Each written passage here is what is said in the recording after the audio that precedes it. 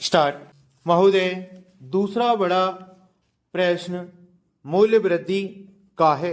हम मूल्यों की स्थिति के बारे में चुपचाप नहीं बैठे रहे हैं।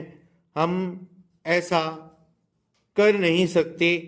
मुझे उस गहरे कष्ट का पूरी तरह एहसास है जो मूल्य वृद्धि द्वारा सभी को, विशेषतः कमजोर वर्गों जैसे खेतीहर मजदूरों, बंदी आय वालों आदि को होता है।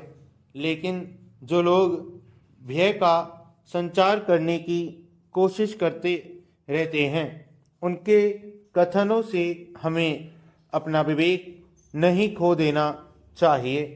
वे मूल्य वृद्धि को तीव्र मुद्रास्फीति की भूमिका मानते हैं। हमें तथ्यों को सही ढंग से समझना होगा।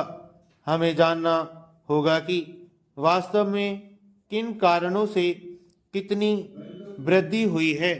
2 दिनों के आंकड़े मेरे पास हैं।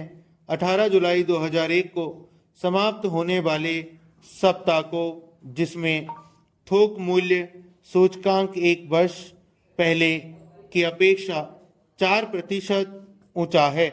दूसरे आंकड़े 25 जुलाई को समाप्त होने वाले सप्ताह के हैं और इनमें थोक मूल्य सूचकांक गत वर्ष की अपेक्षा अधिक है।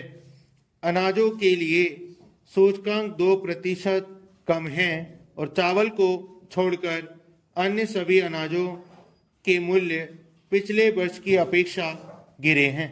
सरकार का उद्देश्य पारिवारिक जरूरत की 4 चीजों के दाम स्थिर करना है।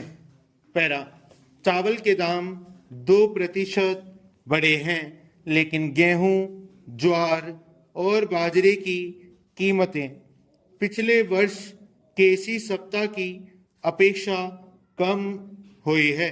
इसलिए कीमतों की प्रवृत्ति से उन उपायों का अन्यतम महत्व उजागर होता है जो नकदी फसलों की पैदावार बढ़ाने के लिए किए गए हैं।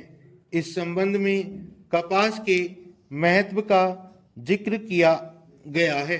अतीत में इनमें से कुछ के प्रति लापरवाही बरती गई थी और अब हमें अनुसंधान तथा अन्य उपायों का विस्तार इन तक इसी प्रकार करना चाहिए जैसे हमने गेहूं के मामले में किया था।